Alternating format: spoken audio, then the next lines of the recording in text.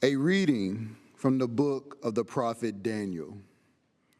I, Daniel, found my spirit anguished within its covering of flesh, and I was terrified by the visions of my mind. I approached one of those present, and I asked him what all this meant in truth. In answer, he made known to me the meaning of things. These four great beasts stand for four kingdoms, which shall arise on the earth. But the holy ones of the Most High shall receive the kingship to possess it forever and ever. But I wish to make certain about the fourth beast, so very terrible and different from the others, devouring and crushing with its own iron teeth and bronze claws, and trampling with its feet what was left. About the 10 horns on its head, and the other one that sprang up, before which 3 horns fell. About the horn with the eyes, and the mouth that spoke arrogantly, which appeared greater than its fellows. For as I watched, that horn made war against the holy ones, and was victorious until the Ancient One arrived. Judgment was pronounced in favor of the holy ones of the Most High, and the time came when the holy ones possessed the kingdom. He answered me thus: the fourth beast shall be a fourth kingdom on earth, different from all the others. It shall devour the whole earth, beat it down, and crush it. The 10 horns shall be the 10 kings rising out of that kingdom. Another shall rise up after them, different from those before him, who shall lay low 3 kings. He shall speak against the Most High and oppress the holy ones of the Most High, thinking to change the feast days and the law. They shall be handed over to him for a year, 2 years, and a half year. But when the court is convened and his power is taken away by final and absolute destruction, the kingship and dominion and majesty of all the kingdoms under the heavens shall be given to the holy people of the Most High, whose kingdom shall be everlasting. All dominions shall serve and obey him. The word of the Lord. Thanks be to God. Give glory and eternal praise to him. You sons of men, bless the Lord. Praise and exalt him above all forever. O Israel, bless the Lord. Praise and exalt him above all forever. Priest of the Lord, bless the Lord. Praise and exalt him above all forever. Servants of the Lord, bless the Lord. Praise and exalt him above all forever. Spirits and souls of the just, bless the Lord. Praise and exalt him above all forever. Holy men of humble heart, bless the Lord. Praise and exalt him above all forever.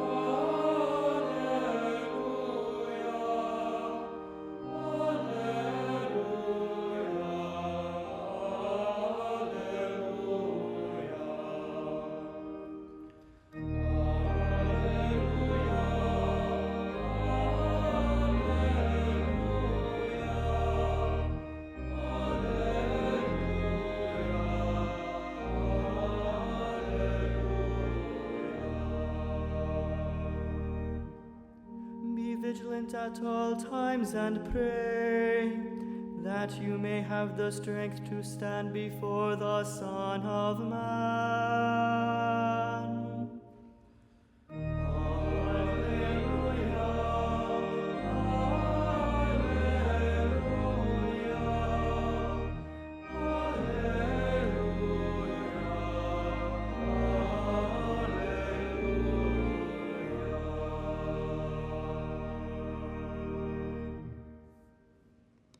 Dominus vobiscum. Lectio Sancti Evangelii secundum Lucam.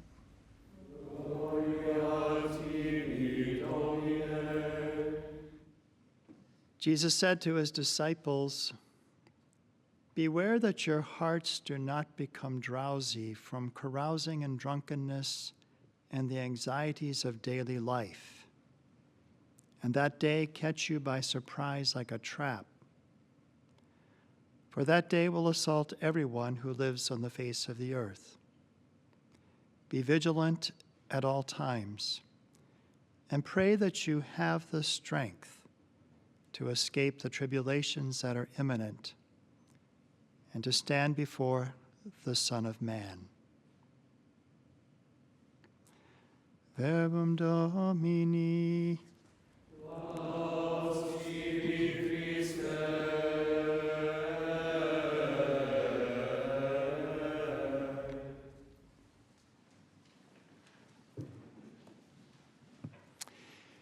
It was on May 13th, 1981, Pope St. John Paul II had addressed the faithful gathered at the piazza in front of St. Peter's Basilica and was going through the crowds when a professional assassin's gun fired 2 bullets, Ali Adka, one just barely missing one of his main arteries.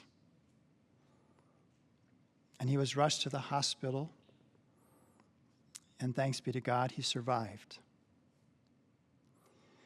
It was just a few months later, on August 15th, 1981, that he made his first public appearance. August 15th, 1981 is a special day for us here. It's when when Mother launched this network. It was a few months later after that, on the 1-year anniversary of the assassination attempt, that he visited Fatima in thanksgiving for his survival. In fact, he would say it was a mother's hand that guided the bullet's path and permitted that the dying pope stopped on the threshold of death. And what did he say when he was at Fatima in his homily that day? He based his homily on the Gospel of John 19, where Jesus says to his mother, "Behold your son." And how the disciple then, John, took her into his home. And he said, and that she became at that moment our child too. Became her child too.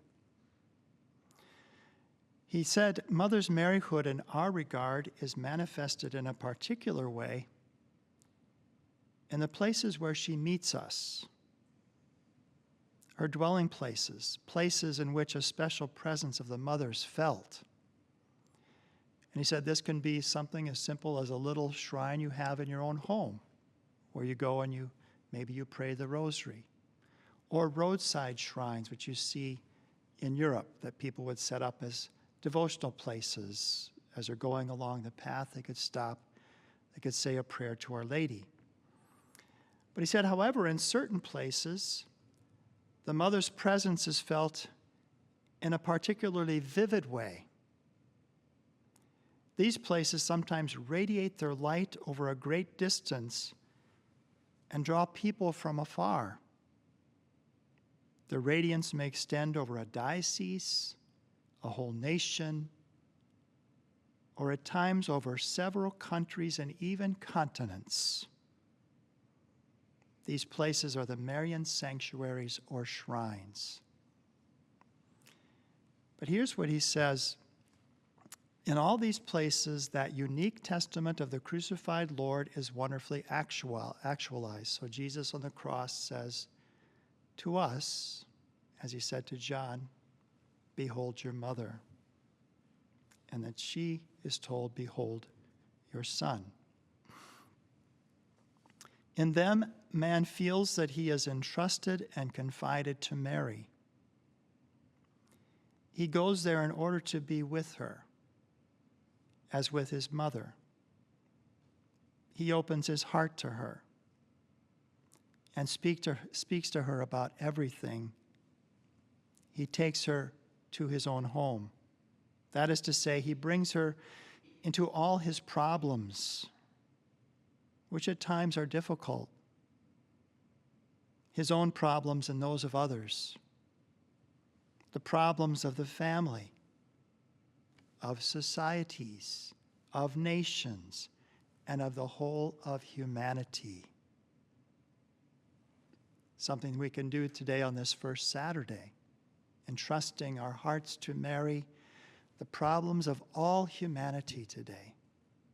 And we're going to be praying the first Saturday rosary at the conclusion of this live Mass this morning. So stay with us and pray this rosary, entrusting to Our Lady's heart all of your problems, the problems that humanity faces today, which are many and difficult. But then he speaks about his own reason for coming to Fatima on the one-year anniversary of the assassination attempt. And so I come here today because on this very day last year, in St. Peter's Square in Rome, the attempt on the Pope's life was made. And a mysterious coincidence with the anniversary of the first anniversary of Fatima, which occurred on May 13th, 1917. I seem to recognize in the coincidence of the dates a special call to come to this place. And so today I'm here. I have come in order to thank divine providence in this place which the Mother of God seems to have chosen in a particular way. And then he quotes Lamentations, "Through God's mercy we were spared." I have come especially in order to confess here the glory of God himself. Blessed be the Lord who created the heavens and the earth. It was then, just 2 years later, almost 3 years later, that he visits the prison to visit the man who had tried to assassinate him, Ali Adka.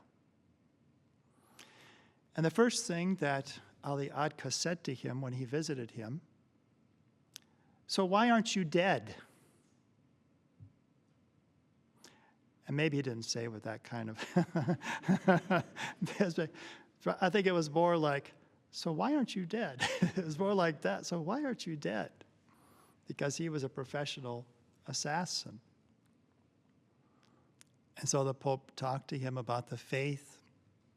He talked about him about Fatima, and Ali Adka became anxious because he was afraid this lady of Fatima might come after him. And he was right, but not in the way that he thought. It wasn't for his demise, but rather to reveal her son Jesus to him. And that's what the Pope brought was, he said, his mercy, the mercy of God. And it seems to have had an effect because in 2014 he actually visited the Pope's tomb in the Vatican. But this story that I begin with on this first Saturday also illustrates something important about our readings today. There's something greater than the kingdoms of this world.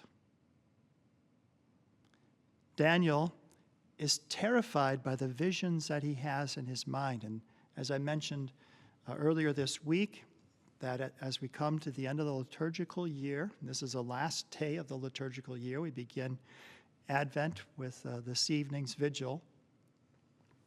On this last day, last week, we've been reading through the book of the prophet Daniel because he's speaking about the last things. And he has this terrifying vision of these horrible kingdoms that are going to bring so much oppression and desolation. But then what happens, he says that they made war on the holy ones. And they were victorious until the Ancient One arrived. The Ancient One. And we heard yesterday Daniel chapter 7. This is also Daniel chapter 7, the following verses. That Daniel has this vision. I saw one like a son of man coming on the clouds of heaven. And he received dominion, glory, and kingship, an everlasting dominion that shall not be taken away. His kingdom shall not be destroyed. And this parallels the vision this dream that Nebuchadnezzar had that Daniel interpreted with this statue and the 4 types of materials that the statue was made up of, pointing to the 4 kingdoms. The 4 kingdoms, the Babylonian kingdom, represented by the lion with the wings, and then the Medes and the Persians, which were unequal, and that they were joined, and it was like this lopsided bear. And then there was this leopard with 4 wings and 4 heads.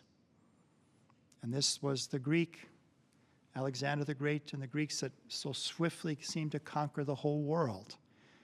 And as Alexander's dying, he divides it up between his 4 generals.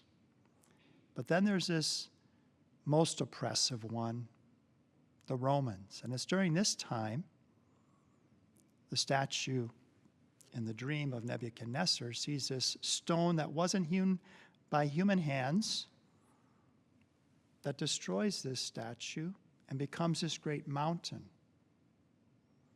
And Daniel in chapter 7, he sees one like a son of man coming on the clouds of heaven. His kingdom is an everlasting kingdom. His dominion is forever.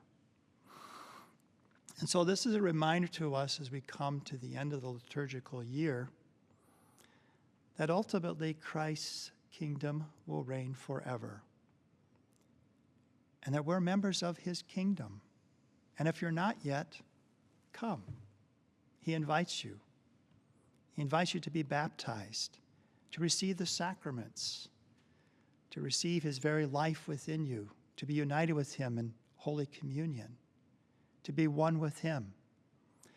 And earlier in the gospel that we had today, Jesus is speaking of one like you will see the Son of Man coming in the clouds of heaven. He's referring to himself again. 25 times in Luke's gospel, he refers to himself as the Son of Man, 25 times, including today. Be vigilant.